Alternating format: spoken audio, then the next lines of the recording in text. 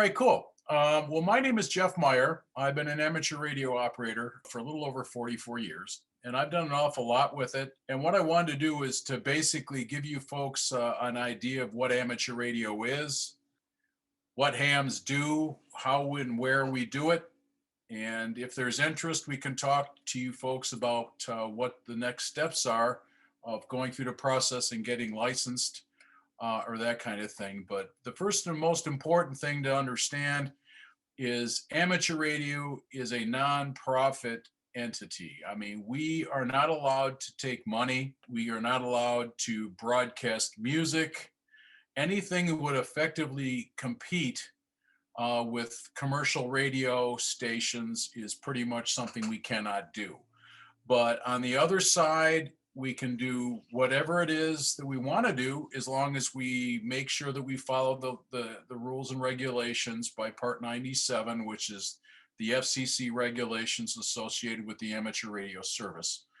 So there's about 700,000 of us hams, which is about a quarter of 1% of the population. So a lot of us, it's not everybody knows of what amateur radio is. They may not have somebody in the family or a friend who's been part of that, which is the purpose of my little informal presentation here. But first of all, commercial radio versus amateur radio. Like I said, we can't compete with them. We can't take money. We can't do a number of things. But there's on the other hand, let's talk about FM radio a little bit. Most people have a stereo in the car, and they have a particular band that's between 88 and 108 megahertz. We call that the FM band. As a radio amateur, instead of having one particular frequency that you're stuck operating on, like a commercial radio station, or if you're familiar with citizens band radio, where they have 40 particular channels, where each one of those channels is just one set frequency, no different than a radio station that can't operate anywhere else on the FM band, but what they're assigned on the FM dial by the FCC. We can operate anywhere in that band. When I say a band, I mean we have amateur bands. We have 15 of them.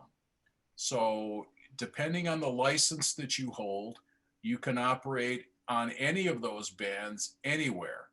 The more you learn, the more exams you take, and I think now there's only 3 of them, with Morse code no longer being a requirement.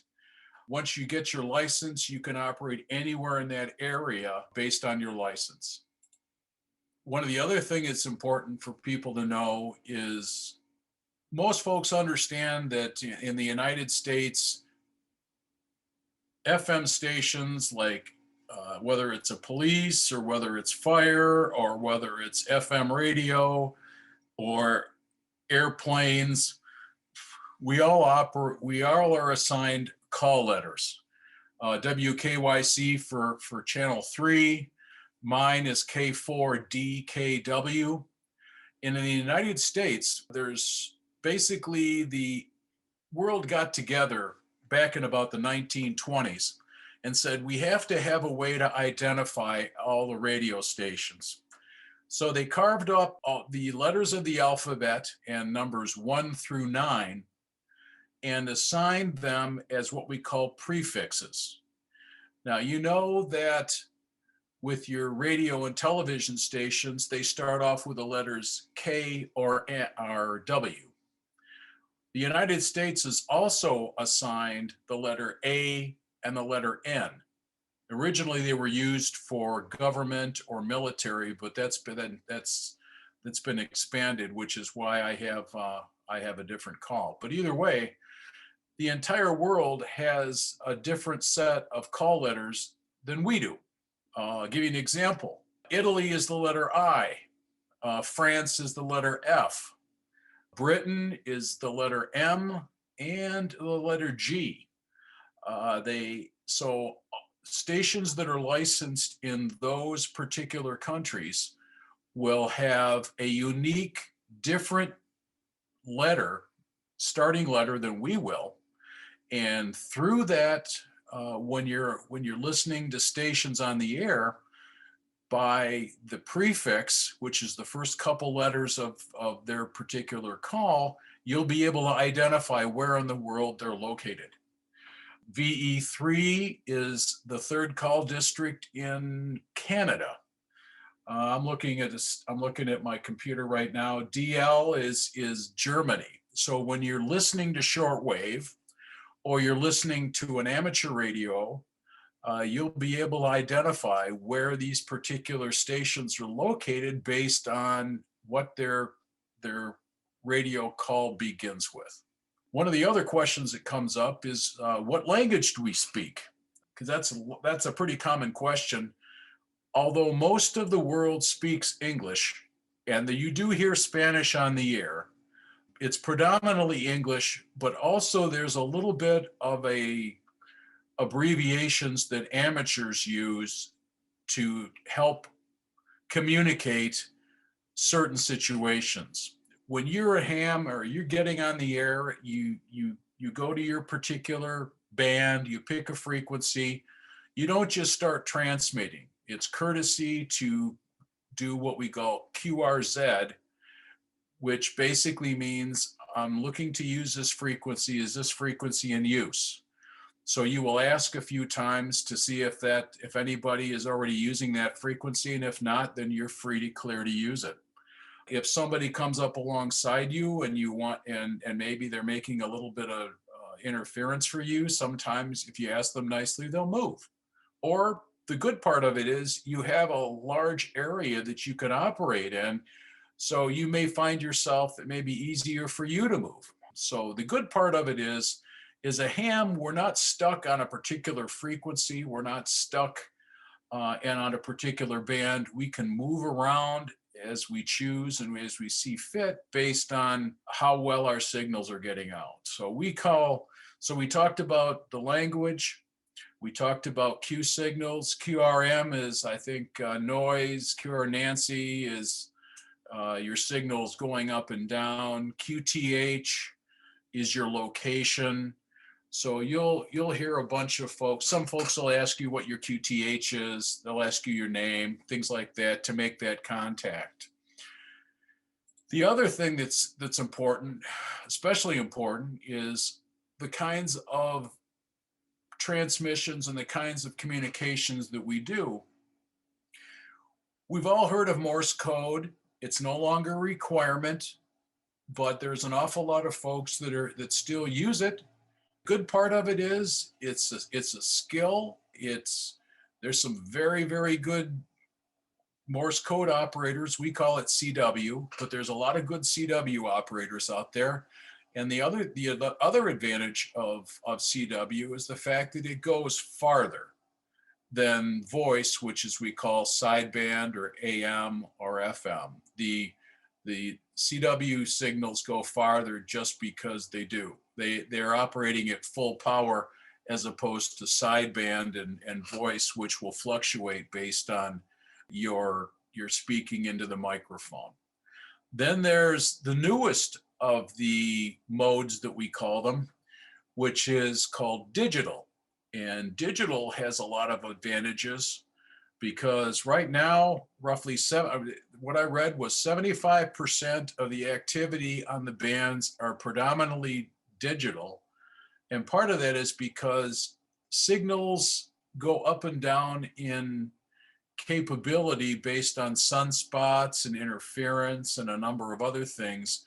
But the beauty of it is digital, this particular type of digital mode called FT8 was created, the software to do it was created by Joe Thomas, which is a Nobel Prize winner, who basically was designing software to be able to communicate with, I think it's predominantly used with NASA, into communicating with their rovers and things like that. And what it does is it provides you, the user, the ability to make a contact with another amateur when their signal is so weak that it's actually below the noise level.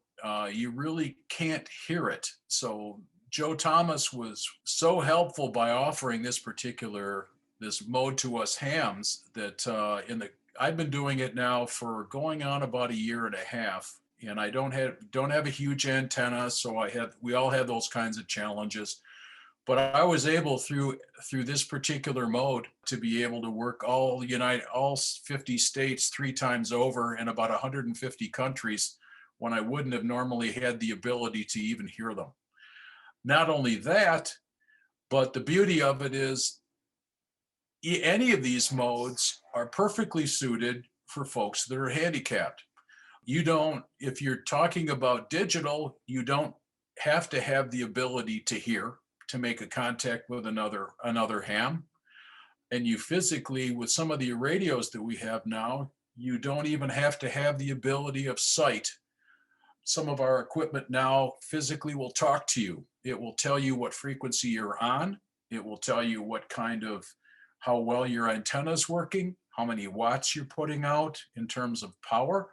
So there's opportunities for folks that are blind and deaf to fully participate as an equal partner in amateur radio that they wouldn't really have the opportunities, afforded to them in other hobbies. Some of the things we do besides the modes that we use, we have the ability as hams to talk to the International Space Station.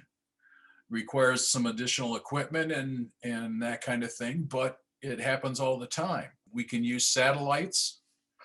We have special frequencies that are available to us to operate radio-controlled airplanes or boats or whatever. Some people do slow scan television, so I not only can communicate with voice, but I can also see me, just like we're doing in a Zoom call. There's all kinds of things with home brewing, so you can build your own equipment, you build your own radios, you can do all kinds of testing. Some folks do that. They repair old vintage stuff and bring things to life. There's also some other things available to you in terms of public service. Not a lot of people know it, but amateur radio is basically the eyes and ears of the National Weather Service. Typically what we do is we go to our spot when the Weather Service declares a watch or warning.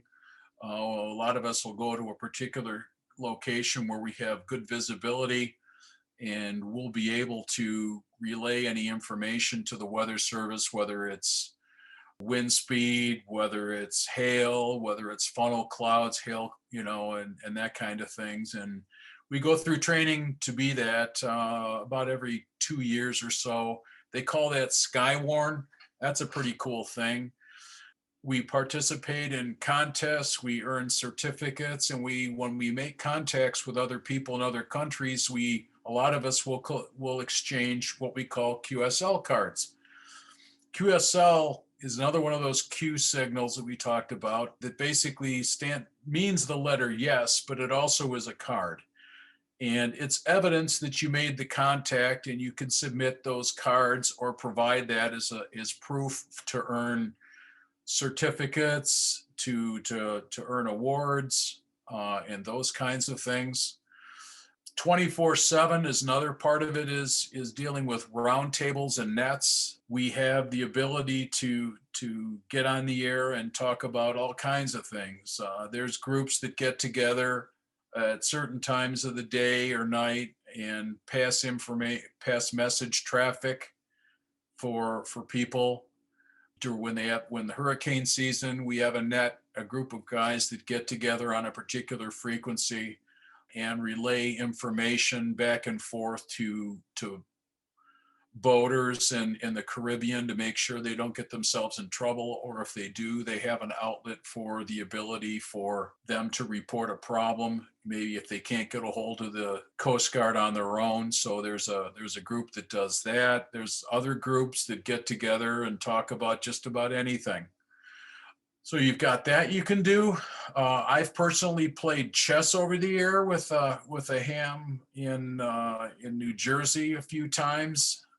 After we beat him, he didn't come back anymore. We do direction finding, sort of like geocaching or scavenger hunting. We have even kids can do this, where they basically hide a little transmitter, sort of like a beeper, in the woods somewhere, and it's up to the people to go find it. Some people get involved in it and they don't want to run 100 watts. They run just what we call QRP, which means low power. And they go into, they basically see what they can do operating with lower than normal power. We as hams operate from set locations, mobile, maritime. It's not uncommon and not difficult to get a hold and talk to a skipper captain in the Caribbean. I've actually contacted a Continental jet. Actually had the navigator. It was testing the radio equipment they have in airplanes, which can operate in the amateur frequencies. And I was able to make a contact with him halfway between Honolulu and Los Angeles, LAX, at about 36,000 feet. So you really don't know at any one time who you're going to encounter, what kind of people are going to be out there, where your signal's going to go. So there's an awful lot of opportunities out there for folks that are interested in a hobby like this. Like I said, there's people that I think the youngest licensee was ever getting an amateur license was 5. I can't remember if it was a boy or a girl, not that it matters. And the oldest, I think, was a 92-year-old woman. So it doesn't really matter what age you are, what gender you are, whether you're handicapped or not. There's a place for you in this hobby. Frankly, most hams really don't care what your bank account is, whether you've got the biggest stuff in the neighborhood. We share something in common, and we enjoy getting involved in doing these kinds of things. So there's a lot to it. I delved into it a little bit here for you at about 20 minutes. I wanted to see if there was any questions and open it up a little bit. But this is an intro, basically what it is, if you've never heard of it. I didn't want to go into the licensing unless some folks are interested in that. We can do that after the regular portion of this goes. So that's pretty much what I've got to start with, because for some folks it could be an awful lot to take in, but it's kept me pretty busy in 44 years of doing it. Personally, I've worked all states about 5 or 6 times. I've contacted the South Pole. I've been, if you've heard of the country, I probably have gotten them.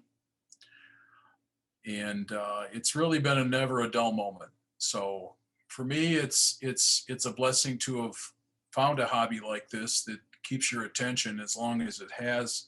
And I have really no feeling that it ever will turn into something that I no longer do. I really enjoy this and always have. So that's what I wanted to start off with, and see what kind of questions we have and whether there's any further interest in going, to the next step. We'll see.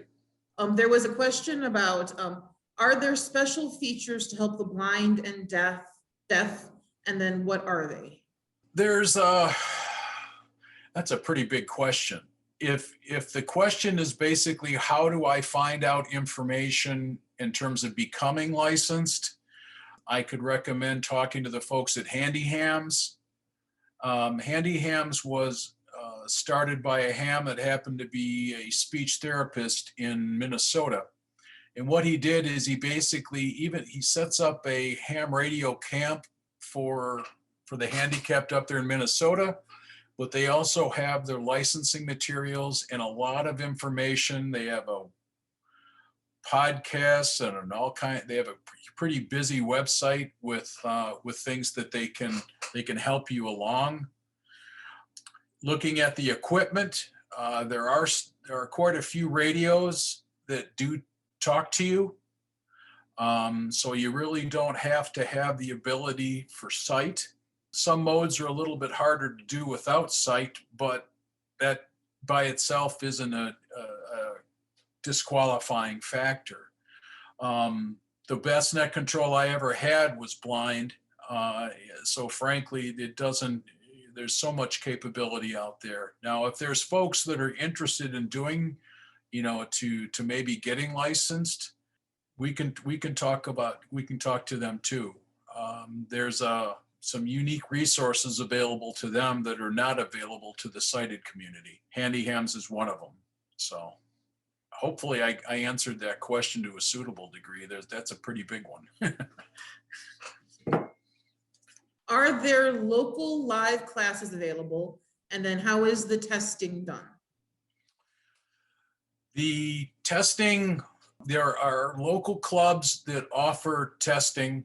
Many years ago, you had to go to an FCC office to take a test, and with the Morse code and the written and everything. That's changed due to some of the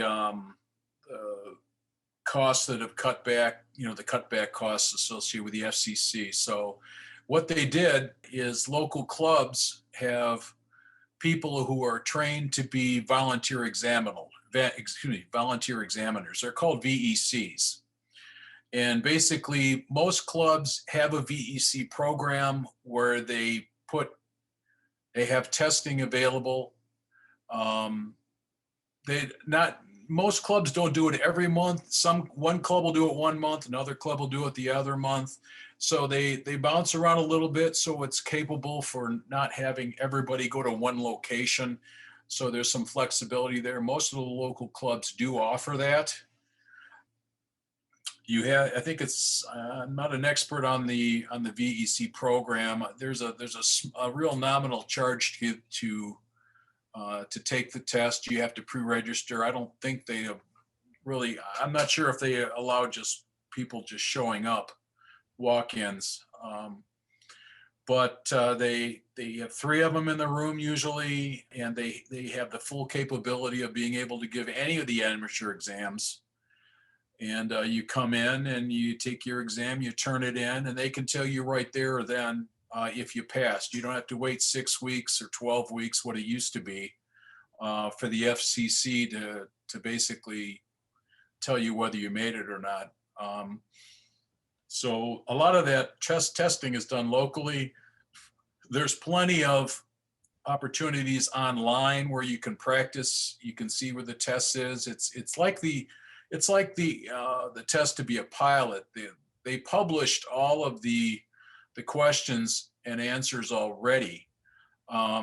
You can practice that online pretty easily. So depending on what your situation is, there's capabilities for the local clubs to help you out. And if for some reason you don't know of a local club, just let me know. The ARRL, which is the Amateur Radio Relay League, which is the Amateur Services Lobbying Organization, has a multitude they'll identify the clubs in your area. They have plenty of information about VECs and that kind of thing. But if you need somebody to run interference for you, I'll be more than happy to do that.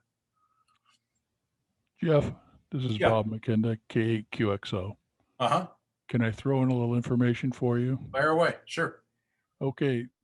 In Lake County, there is the Lake County Amateur Radio Association. They have facilities at the Lake County History Center. We actually have a radio station set up there that people can see, and we are there and often to operate it and stuff like that. And we do conduct testing once every 2 months on a Saturday, the first Saturday of the month. And if anybody's interested in looking for information there, they can go to lcara.org. I'll be glad to help pass on information. I joined this tonight to see, because I didn't know your name. I've been involved in this for 60 years as an amateur radio operator, and anything I can pass on for the local people, and we're more than there. There's plenty of Elmers around here that can help if they're interested. Yeah, that's fine. I mean, I'm actually a member of your club, but I haven't been to one of the meetings yet. I actually have been to the station. It's really cool. I couldn't see the antenna, because and you guys are having a VE session the one time I got up there. So it was, yes, we have one here, that's in Paynesville. But for folks that may be not in this area, there's other opportunities too. And like I said, I'm willing to help you out as best I can to get you in line with someone who may be in your particular area. So the hams, it's sort of a unique group. I mean, we really, like I said, we really don't care, what you look like or how big your bank account is or anything like that. We just love to have you with us. And there's plenty of us guys, and I'm not quite sure I want to call myself an old timer yet, but there's plenty of us who realize how important it is to not only get new people in the hobby, but also want to share the experiences and the skills that we've obtained all these years with new folks. And I'll tell you the story I had is I started off as a citizens band operator, and people, now they got sort of they got a bad rap, but I enjoyed the talking on the radio, but I couldn't get fired up about making a contact that was only 3 miles away. And one of the guys in the group that I had, I used to hang out at night with, he had an uncle that was a ham, and he was about 1.5 miles away. And I asked him to give me an introduction, and I took a chance, and probably in hindsight, it wasn't the smartest thing to do, is to take my bike on a major thoroughfare, 1.5 miles with no sidewalks. And I got to the guy's house and I knocked on the door and I stood back to make sure he didn't think I was selling him insurance or wanted to recruit him for my religion. And he answered the door and I said, "Hi, I'm a friend of, here's my name, and I'm a friend of your nephew's, and I'd like to find out more about amateur radio." And he basically had no interest to talk to a kid. So it took me quite a while to find a club. It took me quite a while to find some places that were offering classes, which probably cost me about 3 or 4 years of being a ham. And you know what? That's not good. This hobby has so much to offer folks. Regardless of where you come from and your genetic makeup, that it really shouldn't be a good kept secret. It should be something that people can readily identify and have an opportunity to be exposed to it, which is what I'm doing. So my experience wasn't good getting started. I really don't want to have anybody go through what I went through, which is why I'm doing these all over the Cleveland area. Certainly, you've got an advocate if somebody's interested in the hobby and they don't know where to start. Oh my God, I can walk. I've been in your shoes. They fit mine very well. I'm sure of it. So not only is it important for you to get the right start, it's just as important to get you through it. And most importantly, to get you on the air. A lot of clubs and a lot of people push, let's have the classes, let's get them licensed, but they don't always team well up with them once they get their license to get them on the air. It's like driving a car.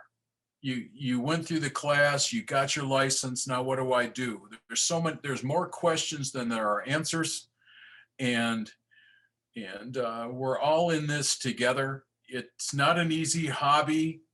Sometimes if you don't have somebody to work with, but the goal here is to have people to work with. And a lot of us have plenty of time. Some of us have plenty of time, and this is where our mission in life is to take people who do have an interest, and not only talk the talk, but walk them and get them on the air. And that's it. It's rewarding for us because we know what it's like, and we know, we've got a lot more information, and God knows hams like to talk. So this is not you put us in a room and it's hard to get anything else done. So there's a lot to it, and we're just here to help. The next question is what is the objective? What is the basic thing that you do, and what do you love about it? Well, first of all, if you like to talk, or you like to earn awards, and you like to meet people that you wouldn't normally meet under any circumstance. Even like I said, it could be talking to a foreign country, it could be talking to somebody in a whole different perspective. It's a great way to learn geography. We run into these situations where folks, especially young folks, going, you know what, I can pick up a phone and talk to somebody. Yeah, but those are people you already know. I mean, if you're interested in expanding the world around you and expanding the contacts and the people that you know, and your ability to interact and play a role in society, whether it's doing this thing at Christmas time or whether it's providing communication for a walkathon or a marathon run so somebody doesn't get hurt, or if weather is your thing, you can help out with Skywarn. These kinds of things you really don't get through Facebook, Instagram, and some of those things. You're not going to get a lot of, you're not going to get a lot of awards and things like that doing those, but it sort of depends on where you are in life. It's not something, a hobby like this doesn't always, it's not always good timing with people depending on how old they are. I mean, like I said, high school, young professionals have, they have their careers and they're getting married and things like that. That's fine. But until when you become an empty nester, it's nice to have something else to lean on. If you're handicapped and it's easy to feel isolated and trapped. This particular hobby gives you the ability that those walls aren't there anymore. And it's got so many attributes and so much capability to it. You're always in control. You have to earn the right to get on the air as an individual. Talking across the world just takes 100 watts, if that. And you can make a new friend in Australia. If you happen to be looking to maybe travel to a different country, I'm trying I keep looking every time I'm on the air. I'm looking for hams that are in northeastern Poland or outside of Rome, because I want to connect with them because I have family. That's where my grandparents came from. And someday I'd like to go to the old country and see that. And it would be really nice to have people I already know there. So it's basically dependent on where you are in your life, For some of us, the world's our playground, and we sort of like it that way.